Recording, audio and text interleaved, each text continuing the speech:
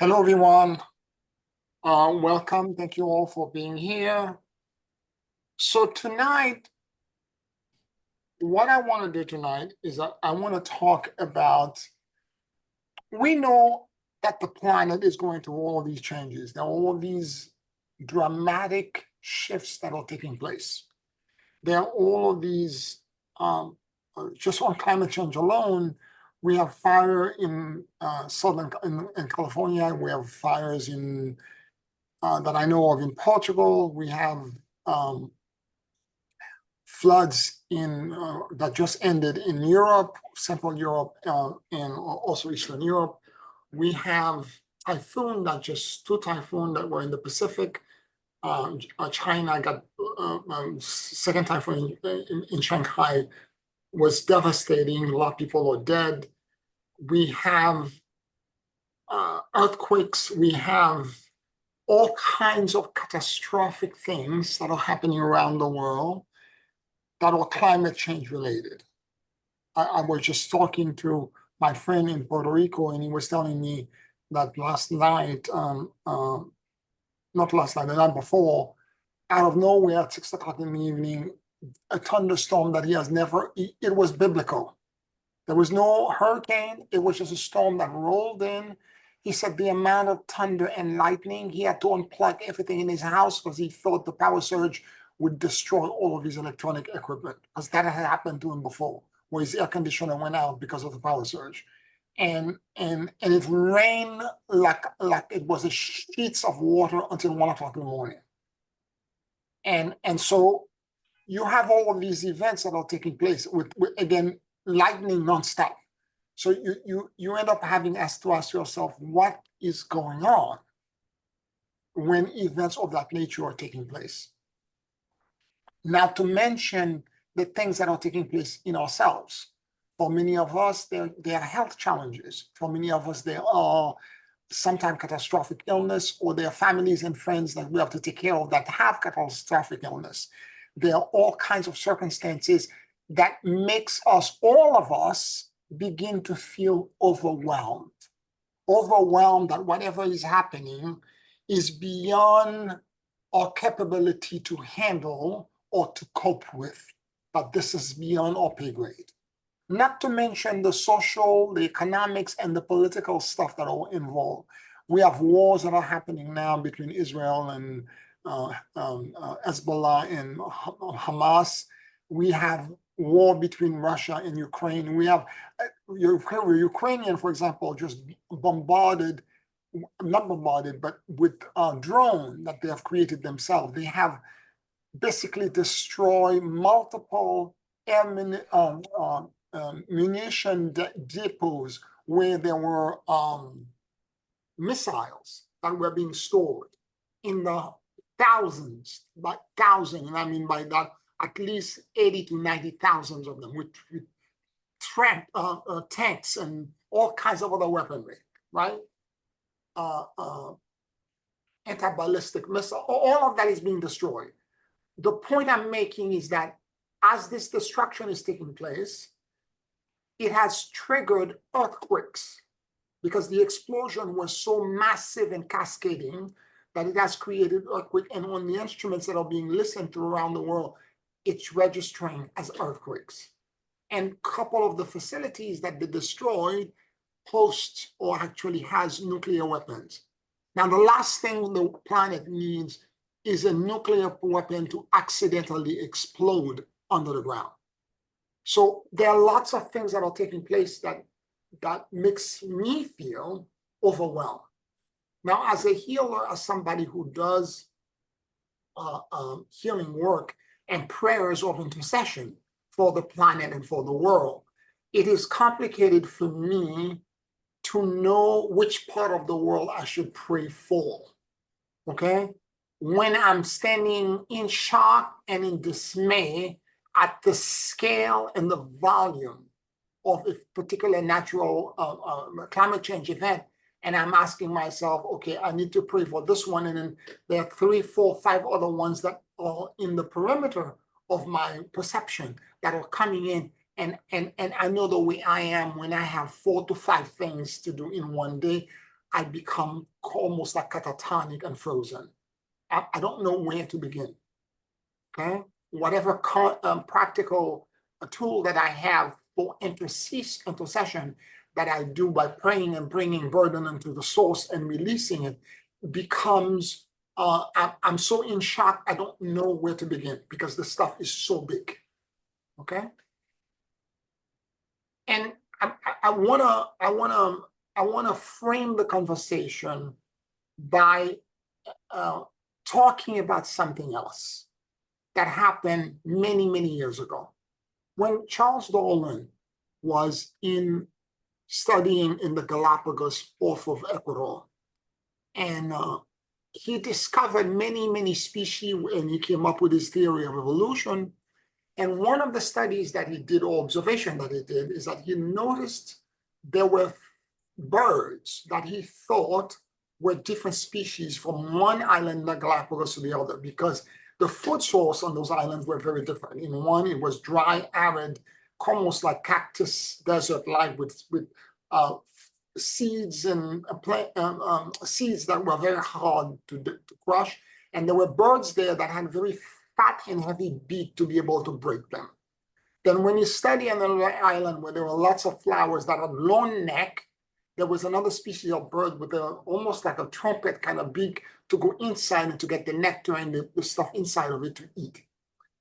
And in his studies, he thought there were different species initially. But what he discovered, that they all had evolved from the same species of finch that came off the coast of Ecuador. And what happened, as he describes it in his theory of evolution, is that when a world-ending event occurs, let's say, for example, the finch flew and started to reside in an island where there were the flowers with the long neck. When you cannot eat because your beak is not made in a way to allow you to get to the food source in that way, it is an event that could create the end of the species. And as the species and the birds begin to die because the food source was impossible for them to get, over the course of this mass extinction event, what happened is that eventually that mass extinction event allowed the surviving species, member of the species, the few that somehow managed to survive, to lay eggs that cause a positive mutation to occur, meaning they begin to evolve. Instead of having normal finch beaks, they end up having a long beak to allow them to go to the nectar so that they could survive in the harsh and rapidly changing environment. So, and as opposed to the other island where it was dry and arid with the hard seed, same thing occur, but this instance, the beak became very fat and heavy to allow for the crunching of the hard shell that was holding the core where the seed was that the bird needed to eat. So if in order for positive mutation to occur, there has to be a mass extinction event. Now, cancer is also a mutation, but it's a negative mutation. So for us to have positive mutation, you need to have this kind of mass extinction event. Things or circumstances happen that are so big and so overwhelming that in our perception, in the collective unconscious of humanity, the fear is that we are not safe, and if things don't change, we're gonna die. And this is the only way that a positive mutation can occur, where our DNA can mutate and evolve into becoming something else. It is in my personal experience, a lot of time the people who have had miraculous transformation and change in their life, it's because they face very similar to Job in the Bible. they faced circumstances that stripped away for them almost everything that they had. And through the maintenance of their spiritual practice, to the maintenance of their belief and their faith, and to the maintenance of their prayer and their connection to their higher power, they muscled through it. And in the process of this muscling, they emancipated and grew and evolved and landed somewhere that was like a blessed field. I think the same is true for us. I think all of the circumstances and events that I've just described are creating the perception or at least the experience of a mass extinction event.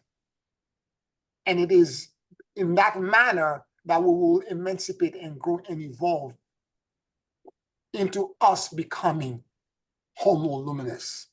And we will evolve into having our own light body.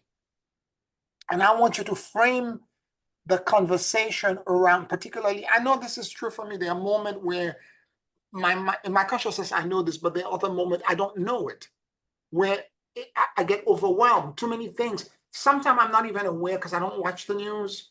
I go meet my friends and all of a sudden, did you hear about XYZ? Did you know that somebody got stabbed and that other people, and there was a mass shooting? It's just too much, right? I'm dumbfounded. I don't, I was talking to one of my friends this afternoon, and he was like, I don't understand why people do what they're doing. Why? Why is that necessary?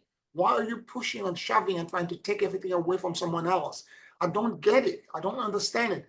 I don't either. I don't understand it. And again, the sense of not being safe and being in danger or having some sort of mortal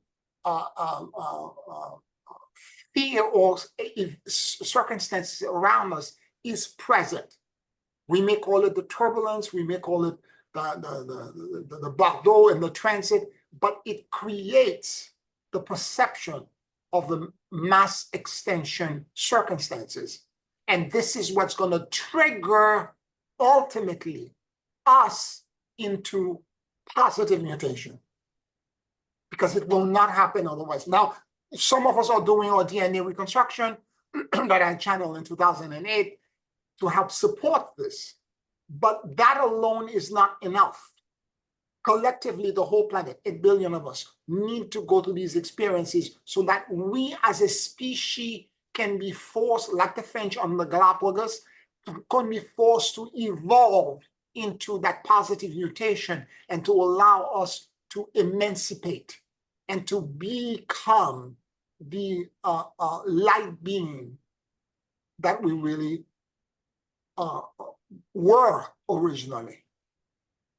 So I wanted to bring that in the discussion, in your awareness, because it's important for us to be cognizant that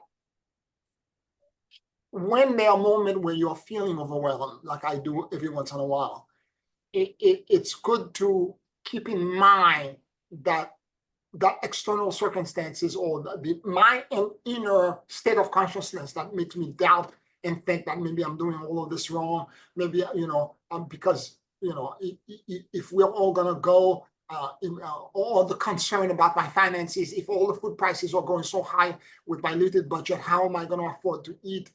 All of the concerns that we may have. And if you allow all of this to take roots inside of you, it's going to make you scared. It's going to make you in panic. It's going to create fear inside of you and create the perception of a mass extinction event. And that perception is actually going to be the catalyst that is needed for you to find a change and a transformation that is transcendental, that will allow you to tap into something else that is not right now on the horizon for you at all.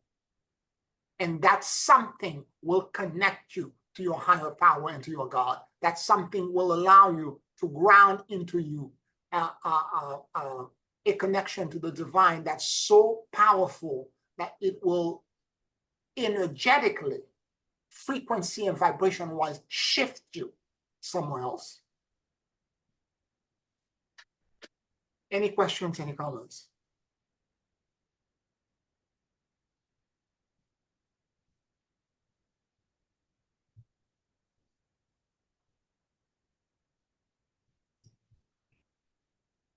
Maybe I do have a question. I wasn't going to interrupt, but that doesn't mean that all fear is necessarily a catalyst to transformation, correct? Correct. Correct. And fear is actually necessary, but it's not just the fear, it's the scale of the fear. Mm-hmm.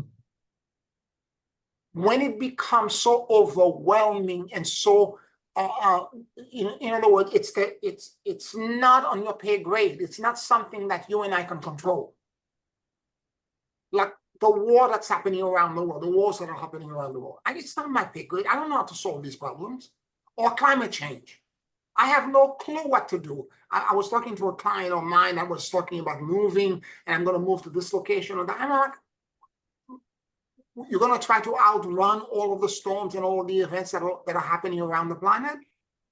And I reminded her that there were circumstances in which she had moved a certain location, and the next thing you know, that location she has to run from because some other thing is happening in that location. Be a flood or fire or something. Something is happening, and you have to flee. So the idea is that we need to be very aware that there are certain kind of scale of event that are so biblical by nature that they will create a trigger inside of us. And the way our DNA is wired, when these triggers are presented, your body has a way to emancipate, to grow and to evolve. But unless these triggers are present, and if you're in a status quo when that is not there and the normal fears are there, it's not going to happen. It will force a positive mutation, a way for the species to continue to exist by changing you in some dramatic way to adapt to the emerging environment that's arising. Does that make any sense? Yes, and at the same time, it brings to my head, if I may, another question. People who are in war zones where day to day, getting from one place to another is fraught with danger, and the whole world around them seems to be crumbling with survival a real threat. And so, and a lot of people die and do not have this wonderful trigger for transformation. Yet at the same time, everything about them screamed biblical, perhaps in way I'm thinking of it, but it's not the same. Well, the finch in if we compare it to what Darwin observed, more than half of the finch in the Galapagos died. So it's a tipping point. It's a tipping point. A tipping point. And again, as I've described in some of my other classes, even as we speak right now, the people who are living the planet are not dying per se as much as they're dying to us because they're no longer here, but they're actually being shifted into a parallel world where they will spend more time to arrive, to evolve into, they're choosing a different reality, basically. And I went over the 8 different types of parallel realities that exist in the horizon. I don't want to go into those details again, but we know that they're shifting somewhere else. So, and the truth be said, that when I have done with you collectively progression in the future, where I shifted the timeline for you to 100 years or 200 years in the future. Many of us, when we go on those journeys, realize that the earth is beautiful, the planet seems so lush and so beautiful, nature is everywhere, and we find that there are no 8 billion people 200 or for that matter 100 years from now. And the comment that I get every time I do these kind of journeys is people always asking, where is the rest of humanity? What happened to us? It's because not all of us go into the new earth. People go somewhere else where they need more time to acclimate, to grow, to evolve. Like let's say, for example, the people who are warring, who are destroying and killing, they're gonna go somewhere else. They're not gonna go where in that journey of the multiple journeys I've taken all of you, they're not gonna go in that place. They're gonna go somewhere else. Where it's going to take them more time for them to evolve and to emancipate. So to us who are on the new earth, it's going to appear that they're gone. They're no longer with us. And in fact, they are not, but in reality, they are, because they're not gone. They are spending more time somewhere else to get out of their system the desire to destroy each other. Thank you. And again, if you have a catastrophic illness that you're dealing with, or a friend or family member, this is a huge opportunity to also positively mutate. Because if you can surrender and get yourself to a point of understanding the vibratory nature of what God is trying to offer you, you realize that the disease that you're dealing with is actually a gift of emancipation into something else. And if you can get your consciousness to that state and let God come in to lead you into that transformation, the vibratory and the frequency will lift you up somewhere else. And in my experience, people who were able to manage this kind of shift in awareness end up having miraculous recoveries.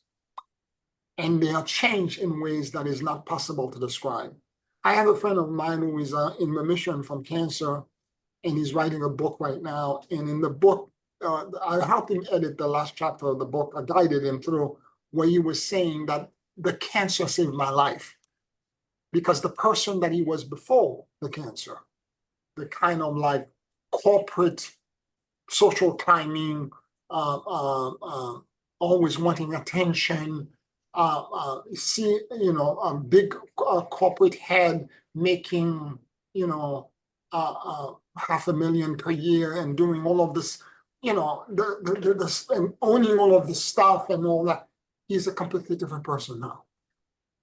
And he's much more humane, much more compassionate, and he's now responsible for 2 members of his family that have catastrophic illness. He's the caregiver for the both of them. And it is something, if you know who this man was before, it's something that was impossible for him to do before. He was not capable of doing. Not just one caretaker. He's take care of 2 people in his family. And I told him, I said, he didn't see it. I'm the one that had to point it out to him. I said, you're not the same person. The cancer saved your life. It made you so, your heart and your compassion is so big now. You're capable of doing things that was impossible for you to do before. Had you not gone through that kind of like challenge, you would never have been able to have that pocket of empathy. It's like Kuan Yin. Yes. Yes. You would never have to have the pocket of empathy where you now can take, your alien parent and your brother and have them, and you're the caregiver. You're cleaning, you're cooking, you're doing everything, not just one person, for both of them, running them to the doctor, emergency, and no complaint. You're doing all of it.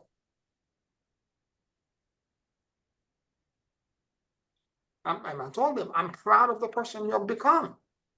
If this is what you had to go through to get there, congratulations.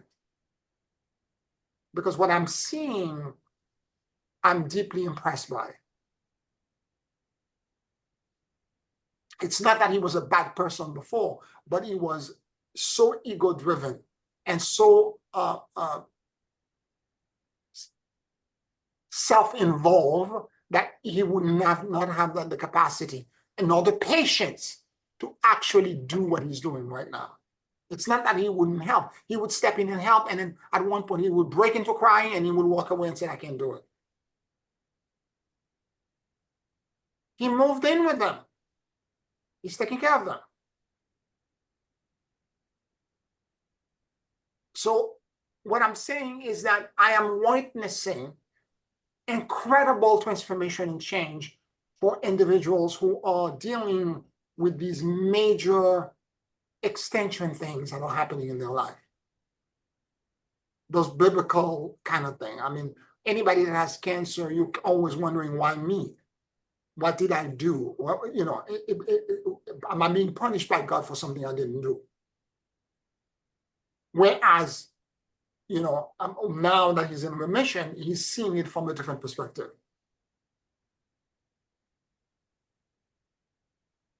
Any other questions or comment? Well, I think that what you're saying is crisis redirects your focus, which is what I wrote down from what you were saying earlier, because it makes you look within. It makes you change your thought.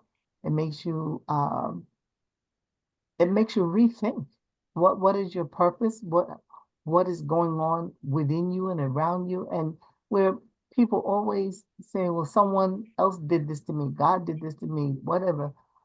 It's always looking out for someplace else to place the blame.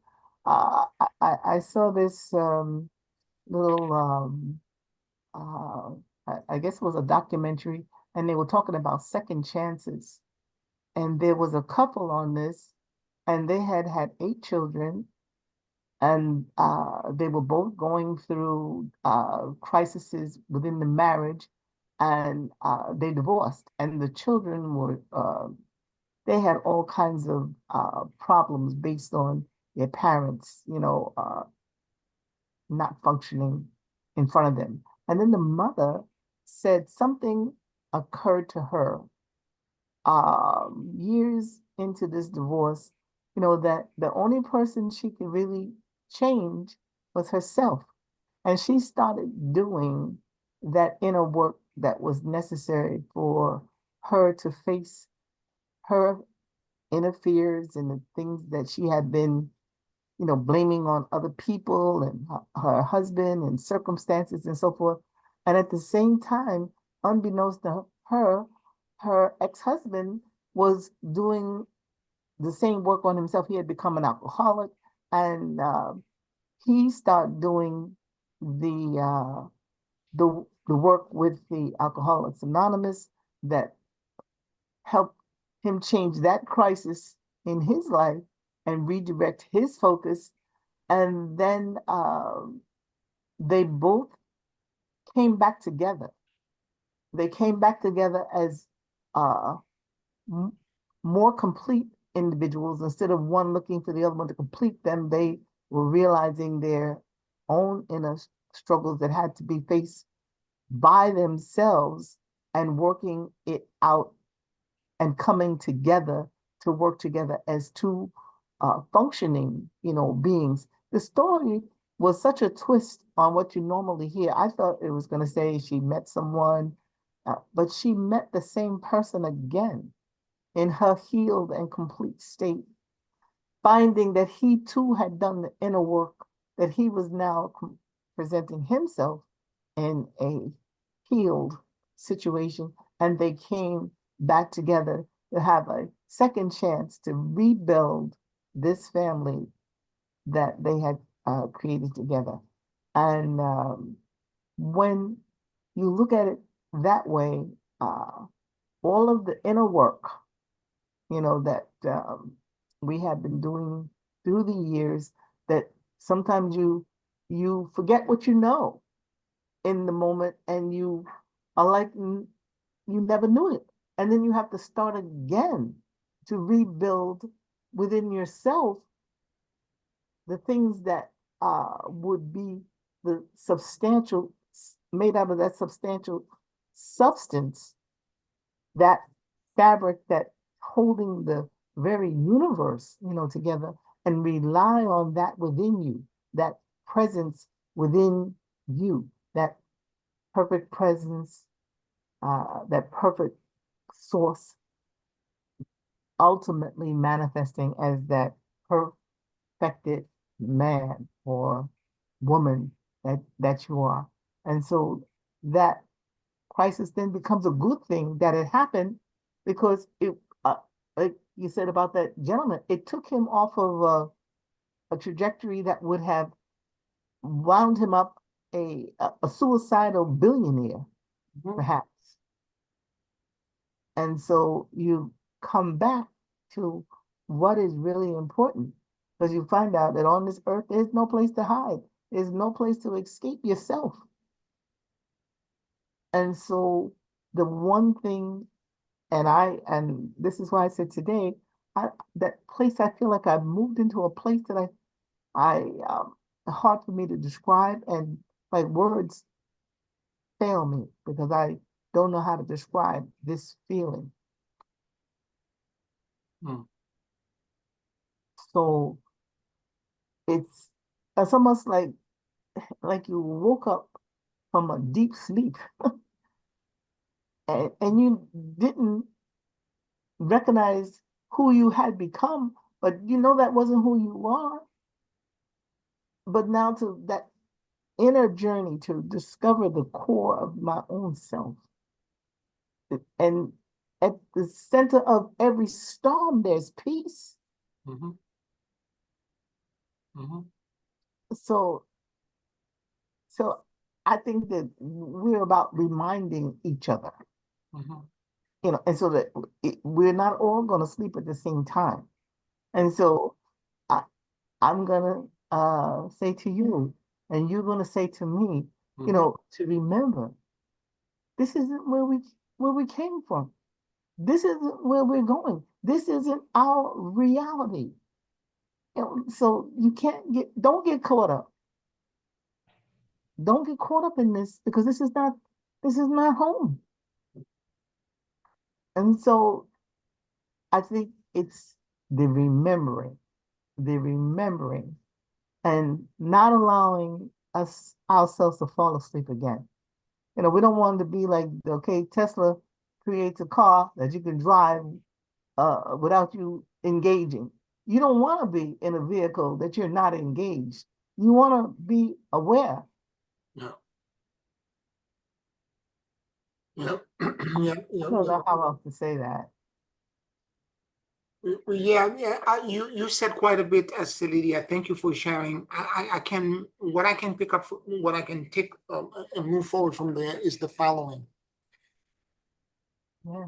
DNA wise, instead of trying to, what we're doing in the West, for example, there's lots of disease, cancer included, and AIDS or HIV infections, where they are slicing DNA. They're targeting medication that target certain kind of things to switch off certain kind of genes in a DNA strain to mutate our genetic environment. What is missing is what in Russian wave geneticists have been doing for years now, which is it is done through vibration into frequency.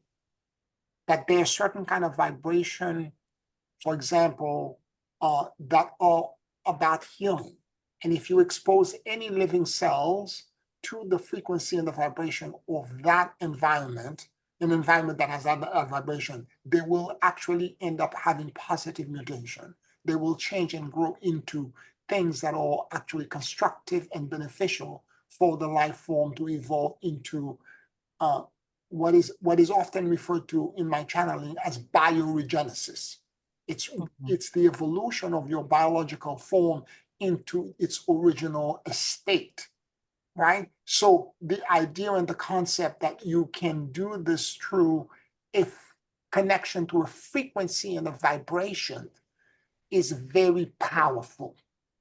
You don't need necessarily the drug. You don't need necessarily the machine that's going to slice the DNA. What you do need is, however, the connection, the spiritual connection to a very specific belief system and frequency and vibration that will allow you to, as Celidia was just said, remember, to allow you to begin to remember who you are and your inheritance and your connection to that power to heal and to self-regenerate. So when the circumstances present themselves and they're very loud, and again, remember Job, everything was taken away, and it seems that the forces of that are around us seem to be taking everything away. It's true, and what did Job said? He continued to praise God as everything was being taken away from him. He continued to have the same faith. Throughout all of it, he continued without failing to hold the fact that he is blessed by God, even if everything is being taken away from him. Mhm. And as this faith continues, all of a sudden on the other side, he got much more than what he had before. He regained every loss that he had ever had. So what I'm saying is that there is a way for us to do this. And I have shared with you the spiritual practice, and I'm going to remind you again, as Lydia said, we have to remind each other. And to remind you again that I had shared with you the practice of in the morning taking the 12 universal breath. And then after that, do a check in your call, your antakarana in your call, to see if there is any information that that call wants to share with you, that antakarana.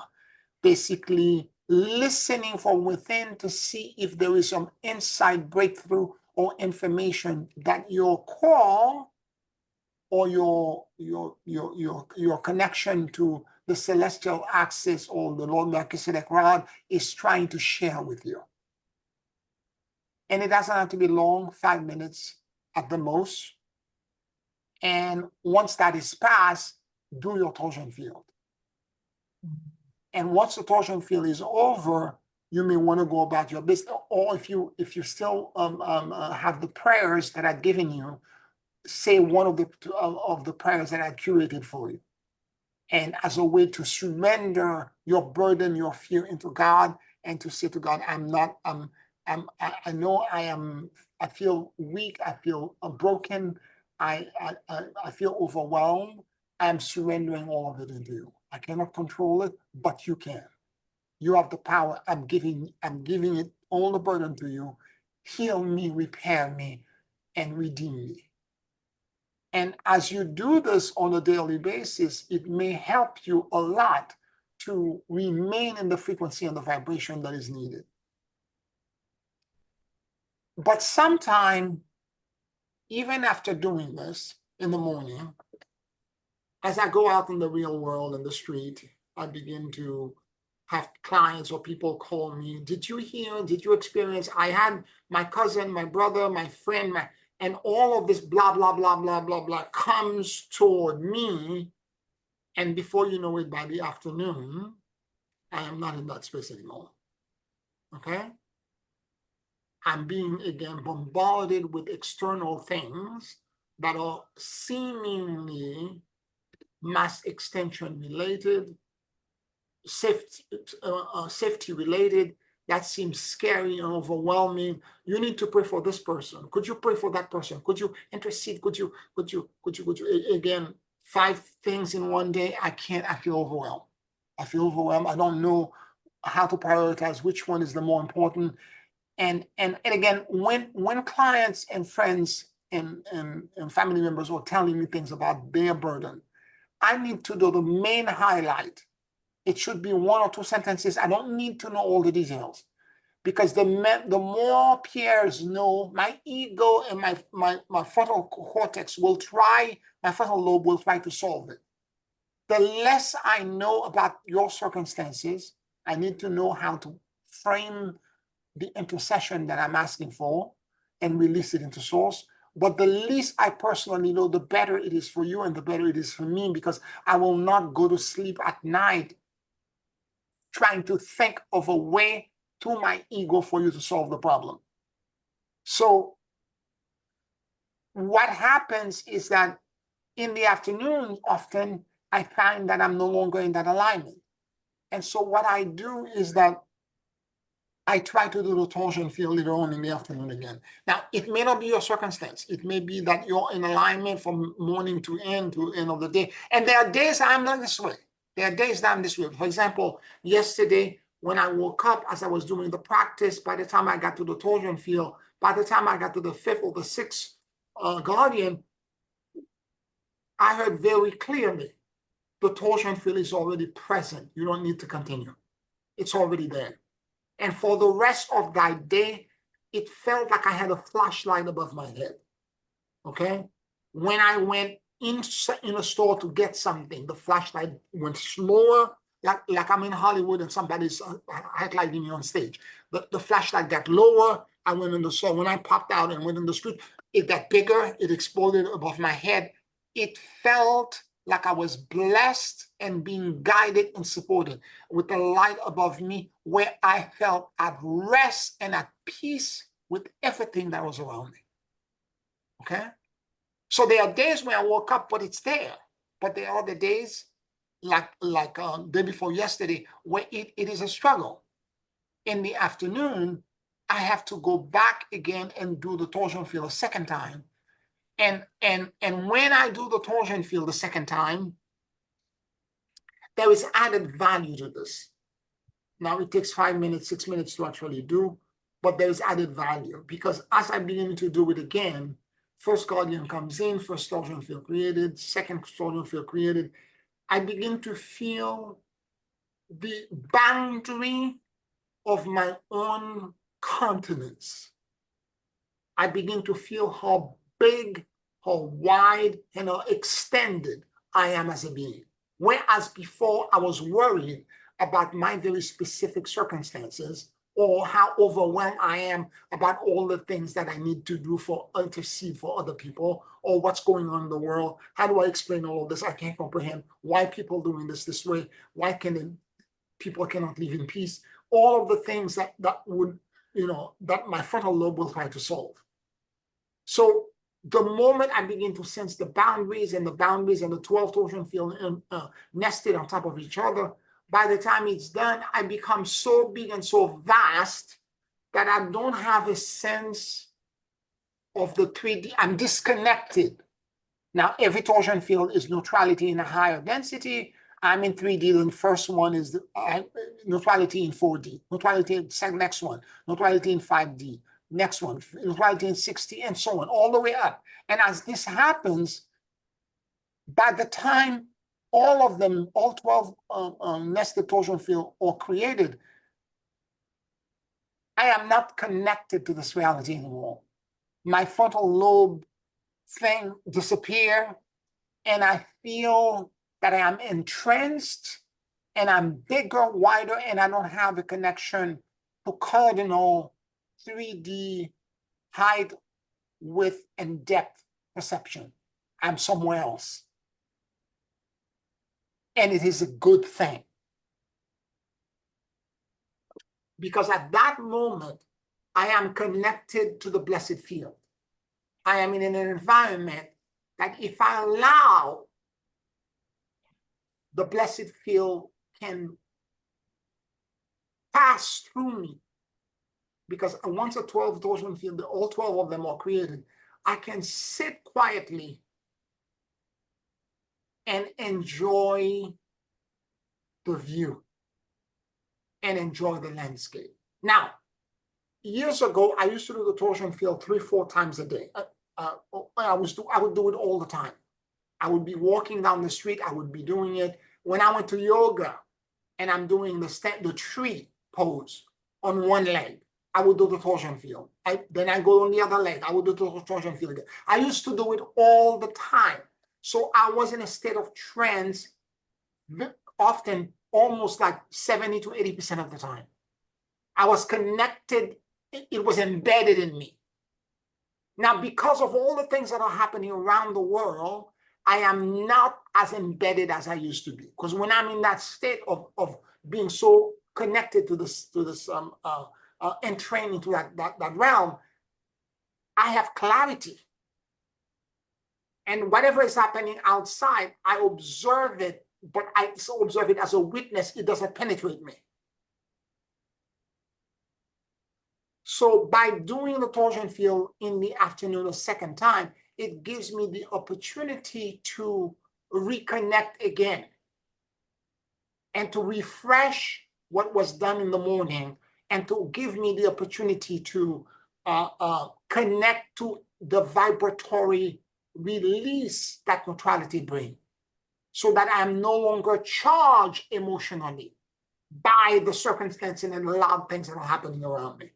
And when that occurs, the blessed field find a way to connect to me and bring waves, and I can feel them like they are, it feels like vibration that are washing like a wave on the seashore, like whoosh, these things of, and all of it benevolent, coming in, and they're coming in and they're washing over me, and they're creating, shifting me.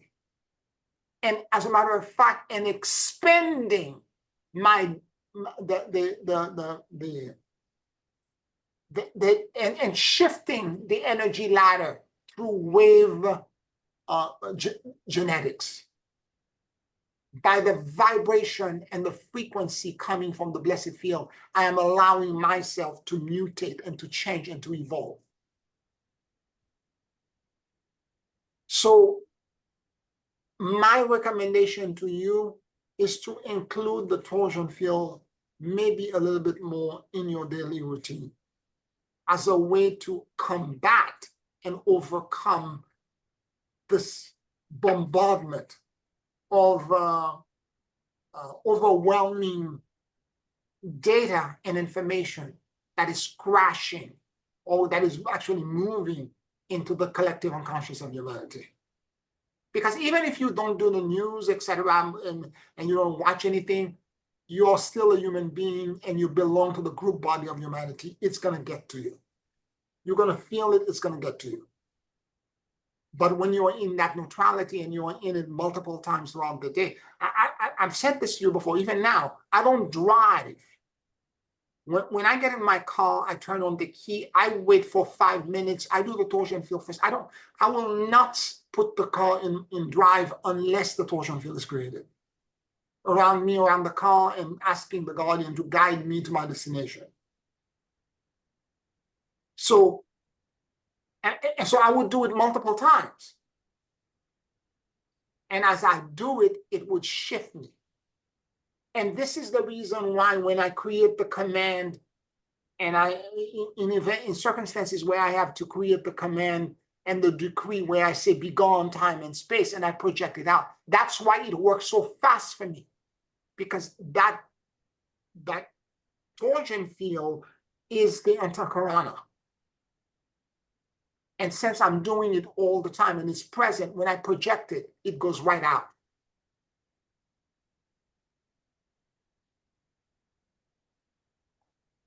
So what I'm suggesting is that as a way to help, at least for me, to help me, I find that going back to the old habits that I had, which was to do the torsion field more frequently, instead of once a day, do it several times a day. I'm going back to that again. I take long walks, actually. I walk for 30, 40 minutes sometime on the waterfront. During those instances, I should be doing the torsion field as I'm walking, like I used to do. And allow for that energy to go back into me and to continue to expand. And therefore, the dire mass extension things that are happening around me will not touch me. I will be in a safe bubble of neutrality where the wave genetics will begin to alter my DNA to emancipate in a higher version of myself, where my light body will begin to anchor because my DNA will begin to positively mutate. Any questions, any comments? Something has been playing in my head. I can't get rid of it, so I'll spit it out and see if it makes sense. You know, we were speaking about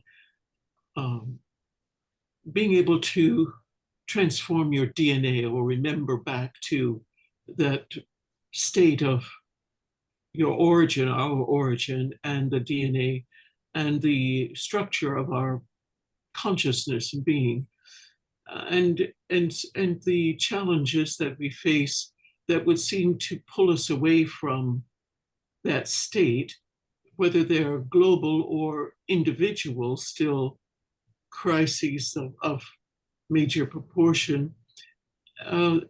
Your torsion field is a good way to protect from those external challenges. But I was also thinking about, and this is the part I'm not sure how it fits in, Dr. Emoto's work with water and the presence of a word of love or kindness or grace or mercy changed the molecular structure of the water, at least under the microscope. It changed the way the elements align themselves. So in some way, that must be through our own bodies of water, which we are largely, an important part of avoiding, maybe is not the right word, but bypassing the dangers, the challenges, the monkey mind kind of nonsense that keeps us from becoming, with those words, aka thoughts, I guess that would be equivalent, that we keep in our minds and hearts. Does that make Yeah, absolutely. And this is one of the reasons why in other classes before I was saying that you have to watch your spiritual diet. The books, the movies, the mass media that you're consuming, the news that you're watching could become your poison. Because the words that you're hearing all the time about mass shooting, death, and that, etc., that's what is residing as the frequency of water in the molecule of water that exists in your body. That's the reason why during the practice I gave you, there was a series of prayer that I told you to read every day. That's a way to shift that narrative into something positive. Mm-hmm. You're absolutely correct. You're absolutely correct. If you're watching horror films all the time, if you're watching these kind of things all the time, this is what you're gonna. This is where your consciousness is gonna go. If you're anyway, I maybe I'm living like a monk. Maybe that's what it is for me. But for me, I'm curating a lot of things around me. The only thing that I do and again, I've said this before, it's kind of weird, but this is my little thing that actually relaxes me. I watch a lot of Dr. Pimple on YouTube. She's this woman who's a dermatologist who pop cyst and pimple and all that kind of thing. There's something about watching her pop all of this stuff and people getting relief and extracting all of these things that are deep inside and having them move. And sometimes I don't realize it. I could watch an hour and a half and goes by and I'm like, one video loads after another. I'm like, what? An hour and a half just went by? But I don't see the harm in watching something like this than listening to a news about death, about all the catastrophes that are happening around the world. There's something calming about this for me, for whatever reason. It seems to me at this moment. And I watch comedies, I watch certain kind of fantasy movies, but I don't watch things that are violent because they're gonna change my consciousness. I'm not gonna be able to go to sleep at night correctly. You're absolutely right about this part about the diet that we're consuming, what we're exposing our consciousness to. Right now, we should be in prayer most of the time. We should be in meditation and be in gratitude most of the time. Because one of the things that Dr. Emoto discovered, gratitude was in love with the highest frequency and vibration that water could hold. It created the most beautiful pattern in geometry. Now, there are days where the gratitude is not there. I don't want you to force it. Like for me yesterday, I was in such a blessed state that I was in gratitude the entire day. because it seems that I had to do very little effort, whereas the days before I had to do a lot more effort to remain where I need to find myself where I needed to be. Whereas when I'm the day before, I didn't have to do that much effort, and I was very grateful to God because it was a grace, it was a blessing. I was very grateful for it. So gratitude is important in as a part of this equation.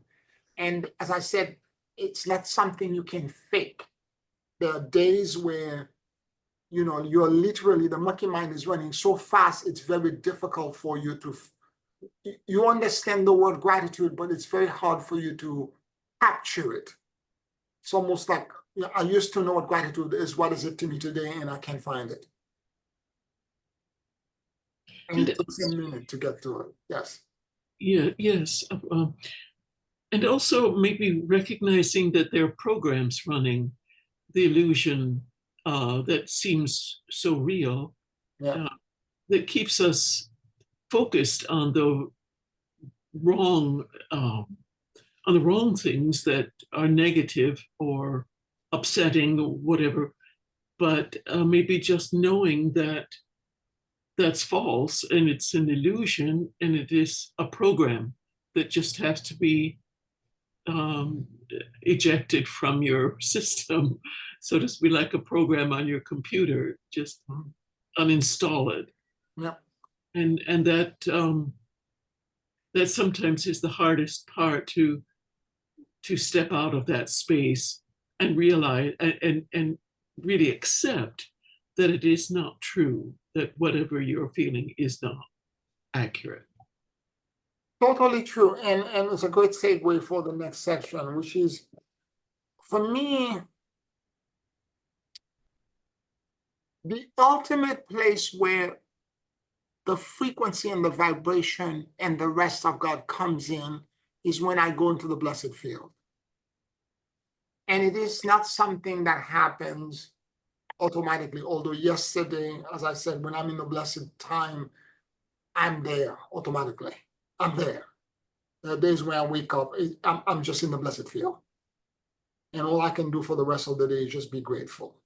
In the days that I'm not, I can walk toward it. And the way I do it is that when I do the torsion field, I usually do it in the afternoon when I return, and when I'm done with what I'm doing, let's say around 4, 5 o'clock or 6 o'clock, 7. And what I do is that I don't do it every day. I would love to be able to do this on a daily basis, okay? But it's not always possible given my busy schedule. So the thing that I want to do is the following. I would go in and sit down and do the universal breath and then the torsion field. And once the torsion field is done, and I do all of this without music. Now, during the meditation I'm going to do with you, I'm going to do the same thing, but I will have music playing in the background. I want you to know when I'm doing this, I am in complete silence. Okay, I want to make that very clear. I'm in complete silence with myself. And as I do this, then I begin, once the torsion field is finished, I have a sense of how big my energy field is and how wide it is open and how extensive it is. I sit very quietly and I begin to listen to myself. I listen to my core. I listen to everything that's around me. The first thing that I hear when I go into that state of morphogenic listening is that I begin to hear a pitch. There's a pitch in the background. And I can hear that pitch going on. And then I begin to hear, let's say, the siren from the street. or my neighbors upstairs walking, or the Amazon guy coming on the floor to deliver. I begin to hear noises that are happening all around me. Okay? And then beyond those noises, I begin to hear with my higher sense the frequency and the vibration that the blessed field is trying to bring to me. It is not just a listening and hearing thing as much as it is a state of hyper receptivity.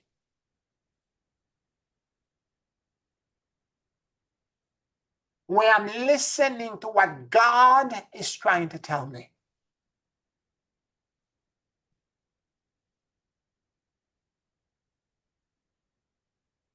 Most of the time, I sense deep and profound vibrations and frequencies that are colliding with each other and colliding in me.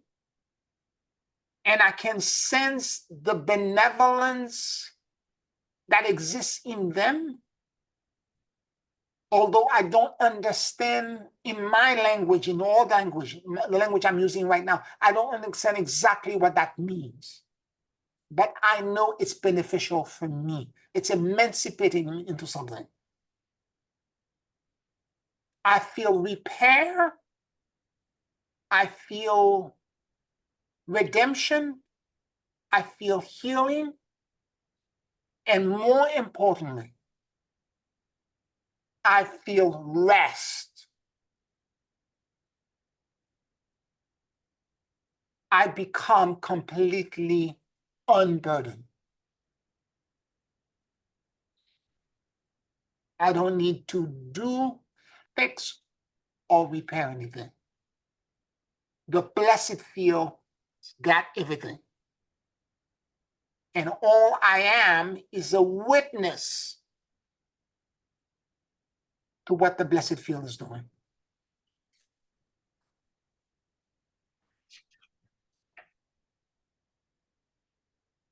What I can say to you is that if you can do this, you're the luckiest person in the world.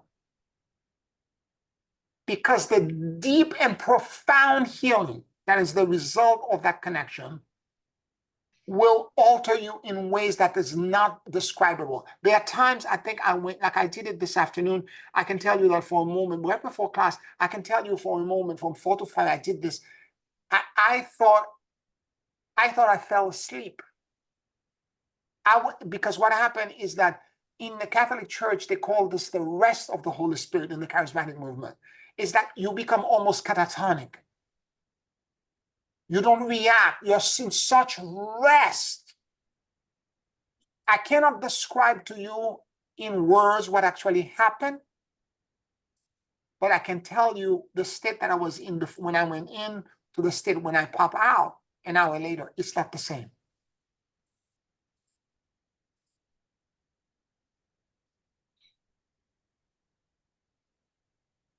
And in some instances, I want you to understand, when you're listening so attentively and you're so highly receptive, what occurs is that you, any burden, anything that needs resolution in you, and sometimes we don't even know that we needed resolution with these things because we are masters of self-deceit. We hide things from ourselves, and some of the stuff is so deeply buried that we don't even see it. But when you're in that field, it knows everything. And it unburdens you. And sometimes as I sit and I'm in that blessed field, all of a sudden I hear an answer or I feel and know a solution for something that was not even in my mind, but that is definitely necessary for me to find peace and serenity in my daily living. The answers come without me soliciting them. There are moments I go in there like today, there were no answers per se, there was simply rest. There are other times I show up, there are answers. There are other times it's just a sense of energetic waves that are collapsing and moving and repairing and shifting me in major ways. There are other times where actually a voice speaks to me. Sometimes it's female, sometimes it's male. There was one time I remember doing this, and I'm sitting on the couch, and literally right next to me on my left, I could feel somebody's thigh against me. And it was a woman, an Indian woman. And she began to, she was wearing a long braid, long braid with a red dot. She turned next to me and she began to whisper something. And I heard the whisper. I couldn't determine what she was saying. That I began to lean my ear toward a direction to see if I could hear more, if I could understand what she was saying.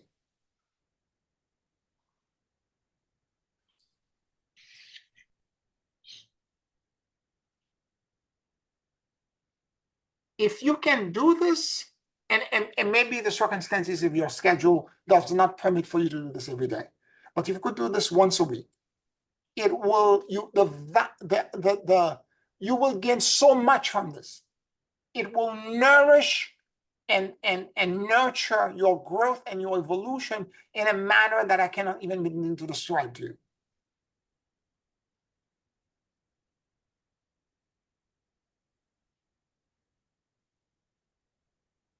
Again, I play no music. I simply do the torsion field, and then once the torsion field is complete, I begin to listen. I enter into a state of hyper receptivity. And as I listen, the entire infinity times infinity, the blessed field, bring me the healing and the repair that I need, because I am open to receive.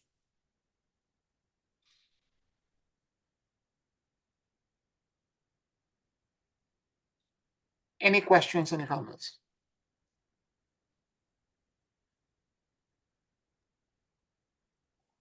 Yeah, I believe I heard Lucy, and she said, "Yes, Pierre, this field exists."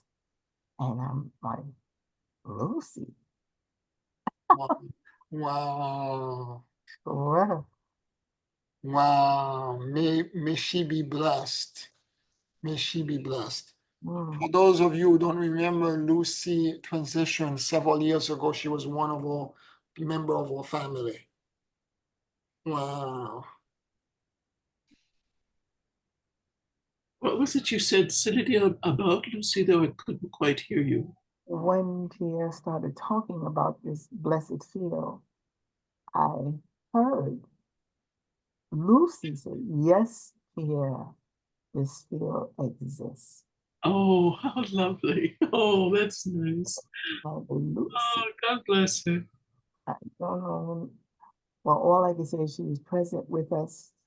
And as these veils become thinner and thinner, that we are able to be Yes. present, to be a witness and be a testimony to this. And gee, my goodness, you helped her through her Bordeaux.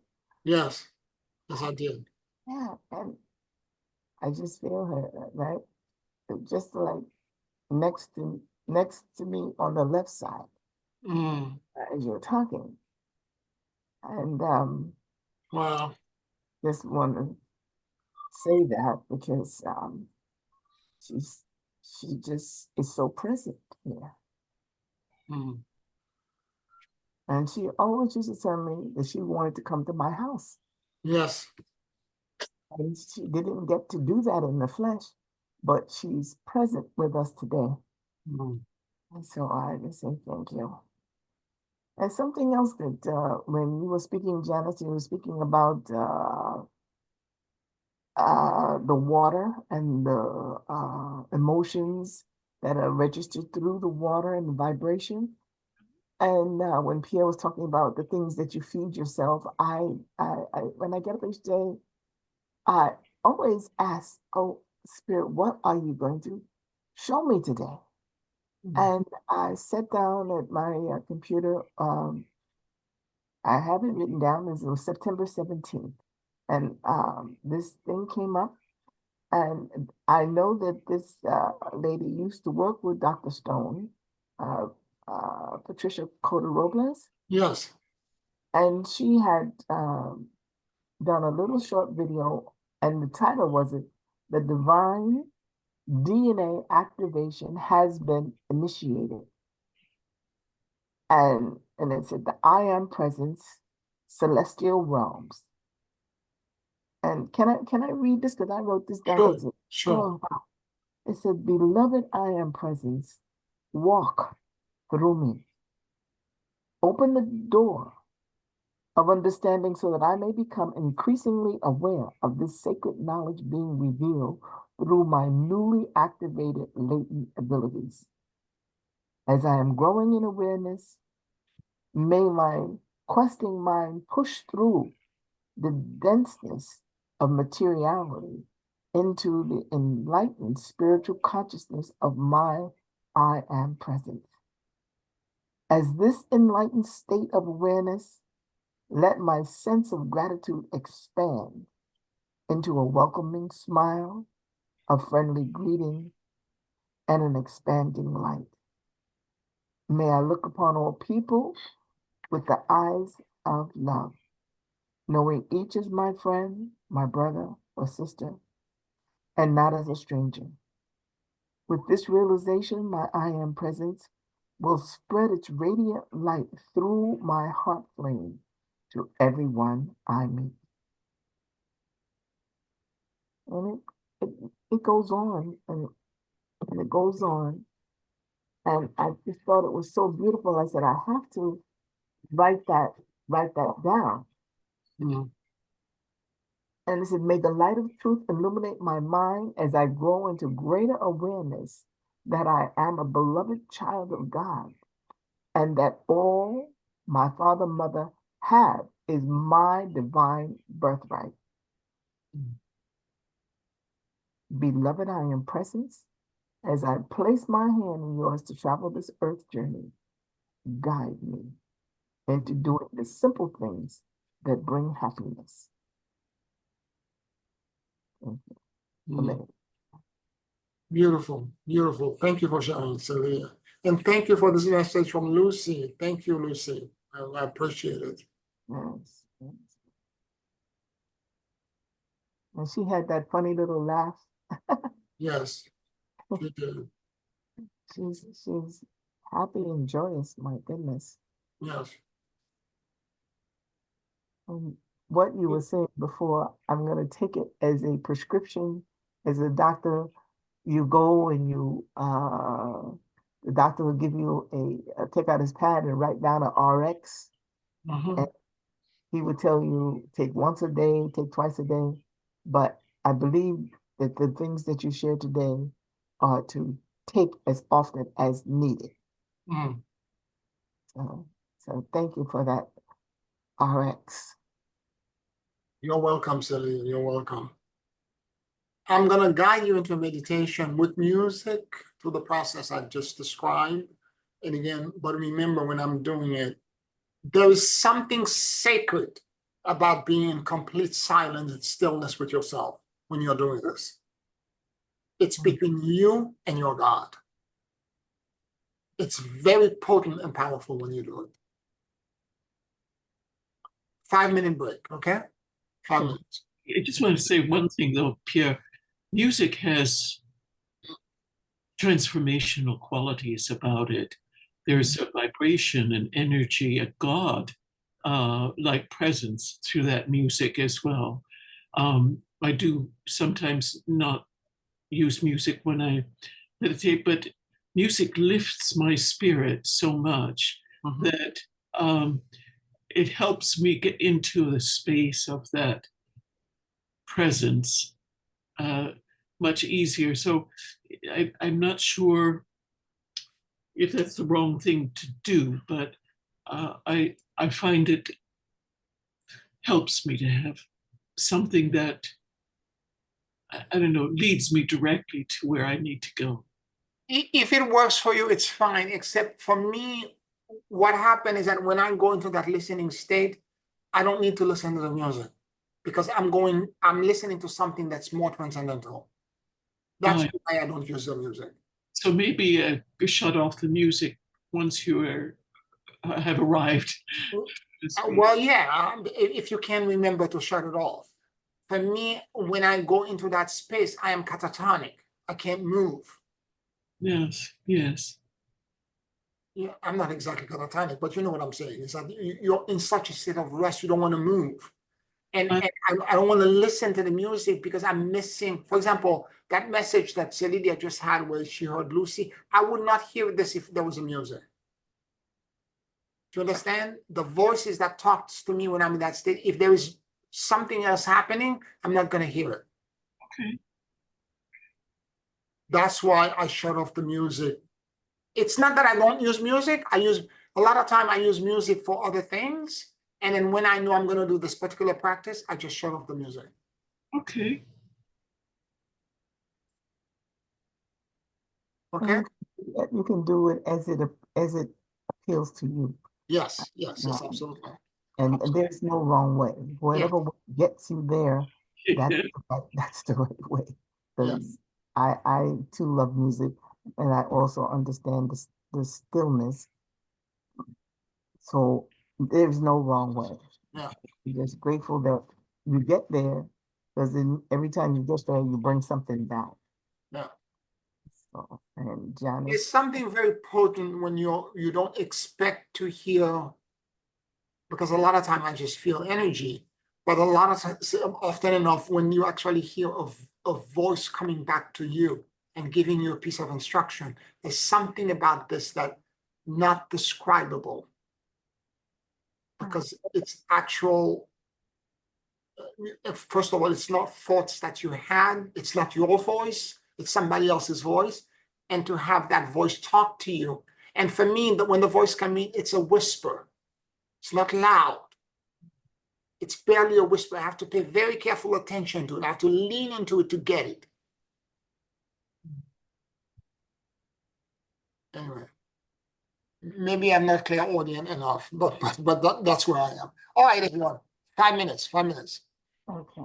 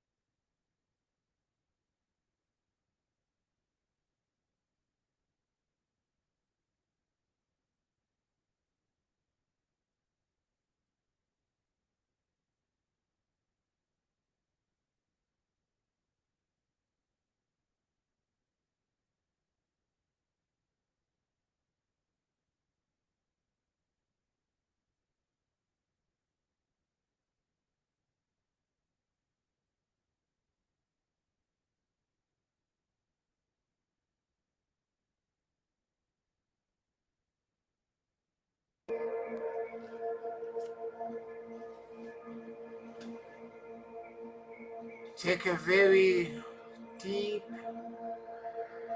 and slow breath.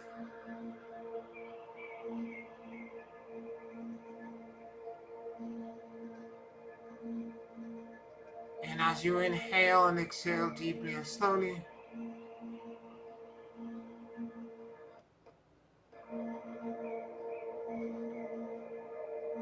allow the universal life force that permeates everything to enter into your lungs.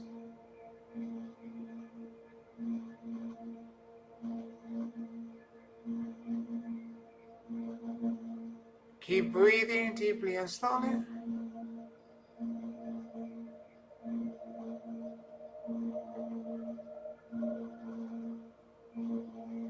And let your soul and your awareness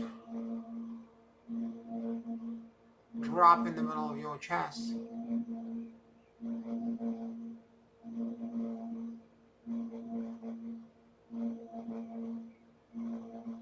Please forgive me.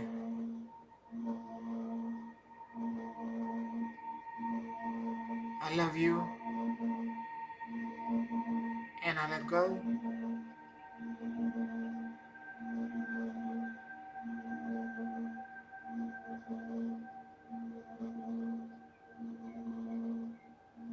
Please forgive me.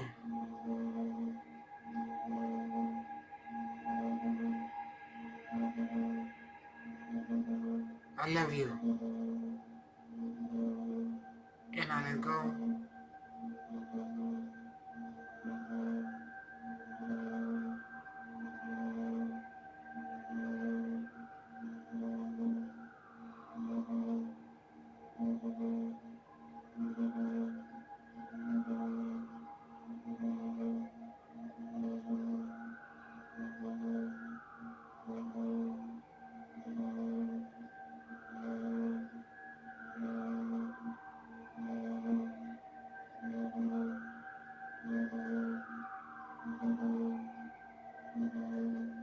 Let your mind and your heart sync with each other.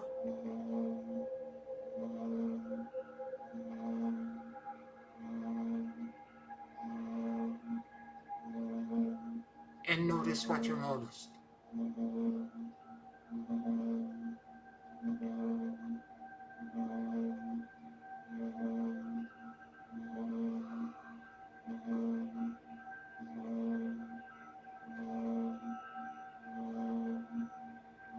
And the guardian alliance of light approached you,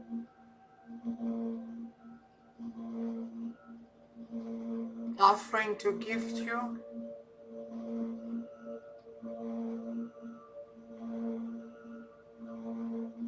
their shields of light and protection and a band of neutrality.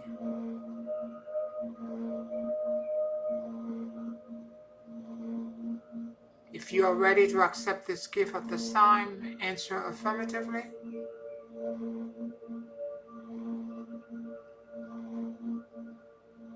And let the energy of the first guardian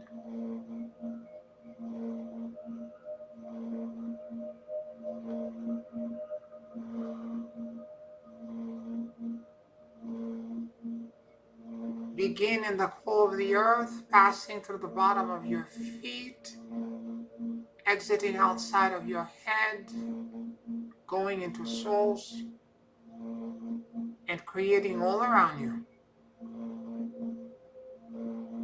a Gaussian field of neutrality.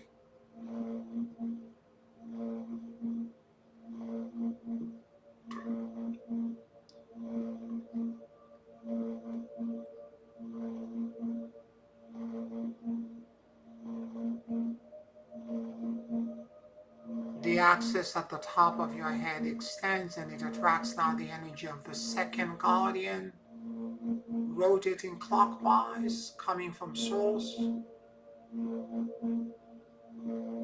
dropping into the top of your head, passing into your core, exiting at the bottom of your feet, and going into the core of the earth, while creating all around you total field neutrality.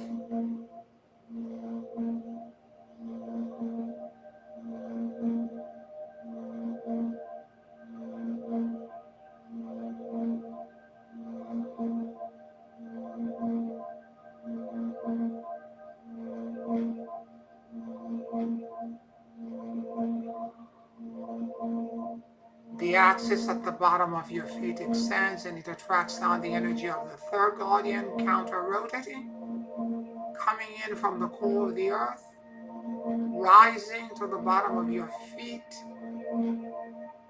passing through you, exiting outside of your head, and going into souls and creating all around you a Trojan field of neutrality.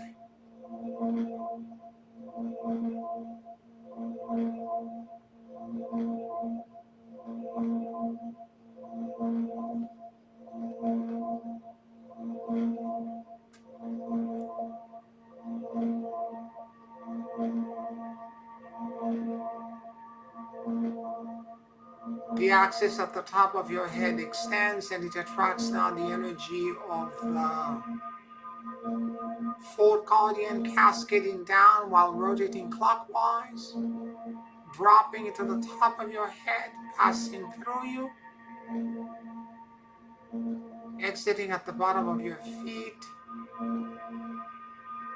and going into the core of the earth, while creating all around you a Trojan field of neutrality.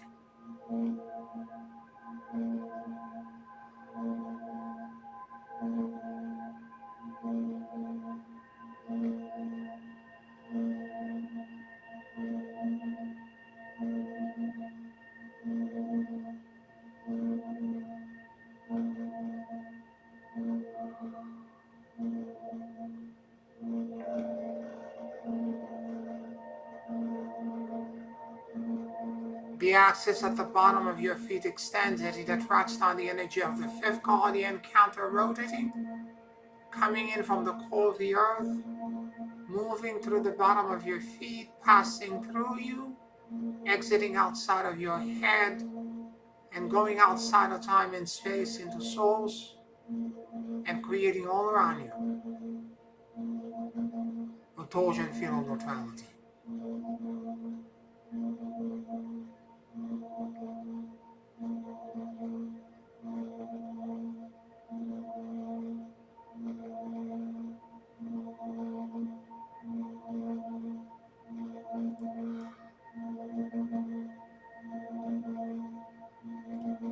The axis at the top of your head extends and it attracts down the energy of the sixth guardian, cascading down from souls, passing through the top of your head as it rotates clockwise, dropping to the bottom of your feet and going to the core of the earth, while creating all around you a Trojan field of neutrality.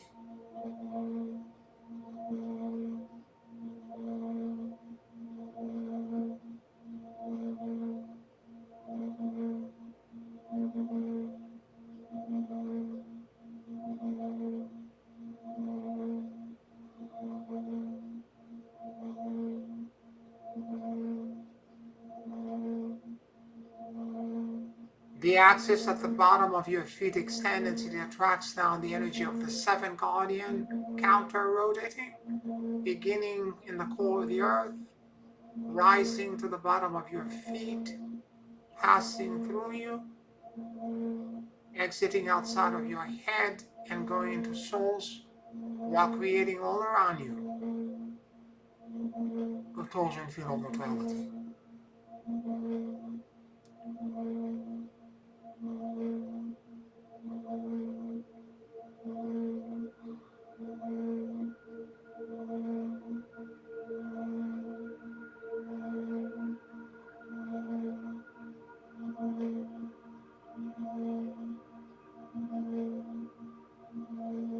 The axis at the top of your head extends and it attracts now the energy of the eighth guardian, cascading down from souls while rotating clockwise, passing through the top of your head, moving through your core and dropping into the ground and traveling to the core of the earth, creating all around you a total field of neutrality.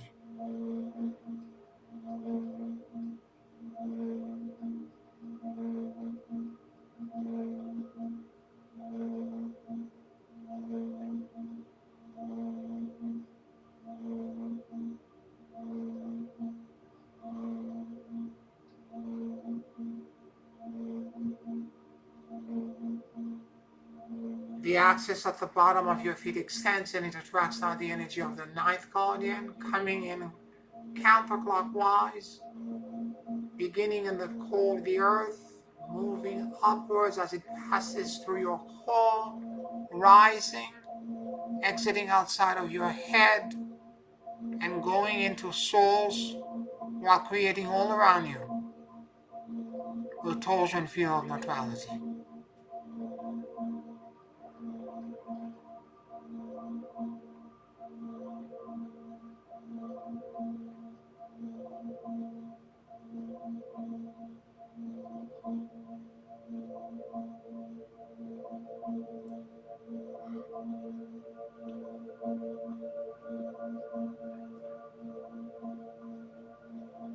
The axis at the top of your head extends and it attracts on the energy of the 10th guardian, cascading down while rotating clockwise, dropping through the top of your head, passing through your core, exiting into the ground and going into the very core of the earth, while creating all around you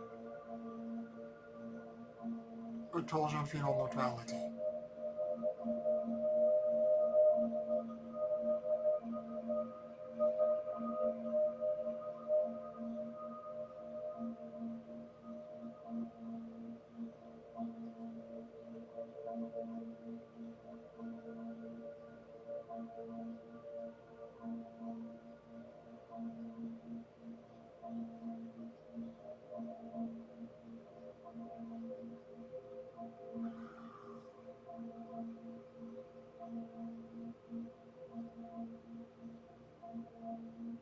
The axis at the bottom of your feet extends and it attracts now the energy of the 11th guardian, coming in counterclockwise, rising up, passing through you, exiting outside of your head, and going into souls while creating all around you a torsion field of neutrality.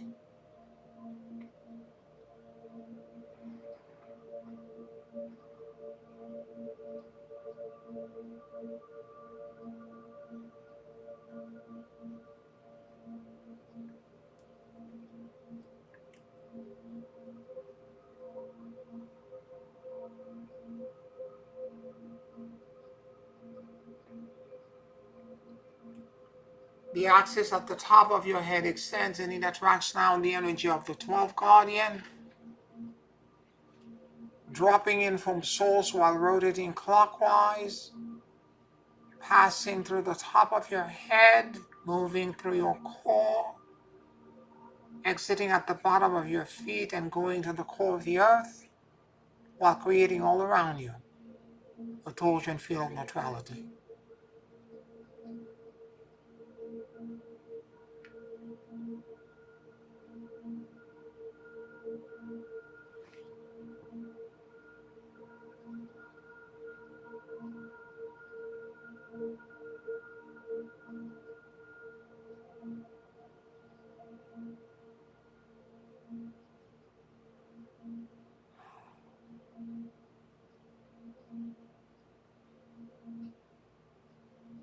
Observe the 12 counter-rotating axes that are spinning in your core.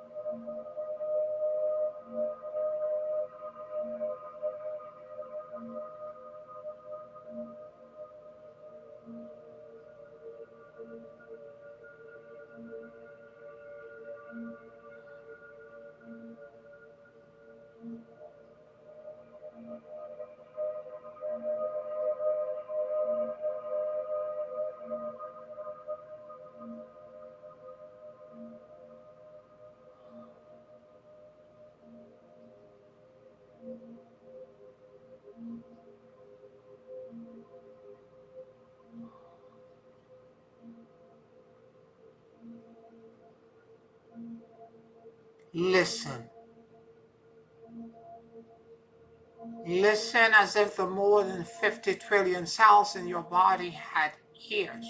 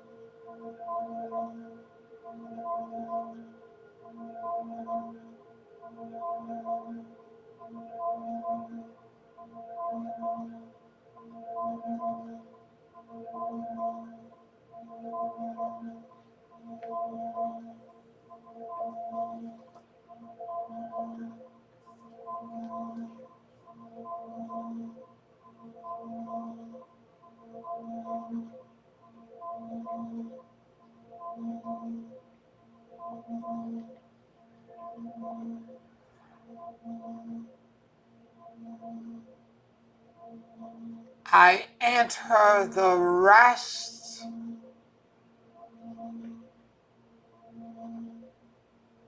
of the blessed field.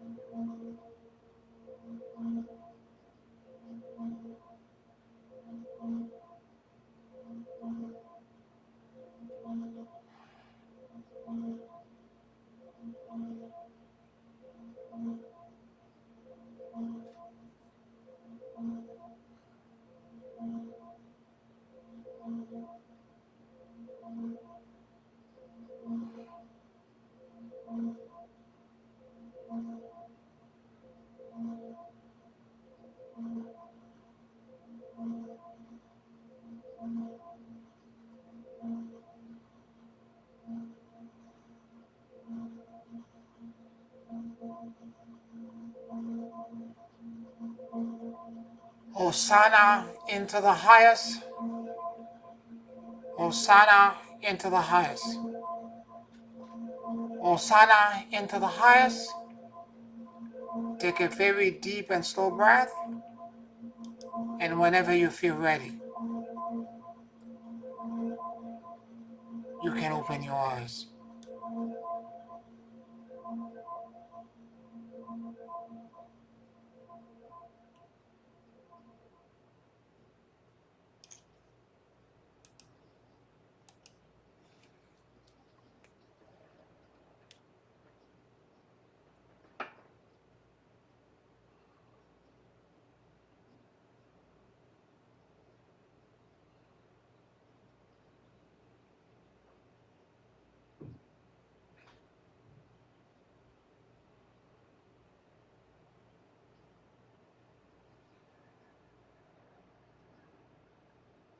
It was beautiful, Pierre. Thank you.